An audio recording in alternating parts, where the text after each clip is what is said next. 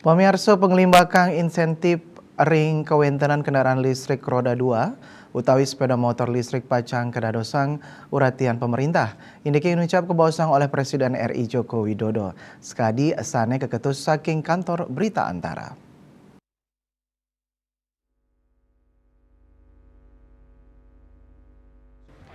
Presiden Jokowi risampun ngerauhin Indonesia International Motor Show 2023 ring Jakarta Mausang rau mangkin kasumekenan kerama antuk numbas kendaraan listrik ke Kantenang Ageng sekadi sani kaselahin saking wilangan kerama sani mesen asapun iketaler wilangan insentif kendaraan listrik kantos mangkin kantun katureksain oleh Kementerian Keuangan Kemenkyu.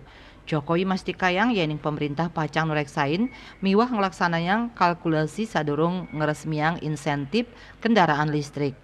Pemerintah merencana pacang wangun ekosistem industri kendaraan listrik dalam negeri melarapan sistem transportasi berbasis ramah lingkungan sepisanan sane pina kepahan saking transisi bangsa turnilarin pawigunan energi fosil.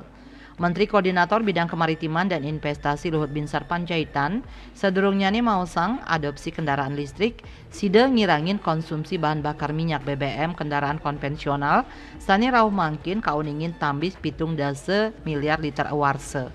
Manut Luhut, pemerintah pacang nincapang pangsa pasar kendaraan listrik dalam negeri kantos dase persen saking wilangan kendaraan warsani mangkin miwah sani jaki rauh.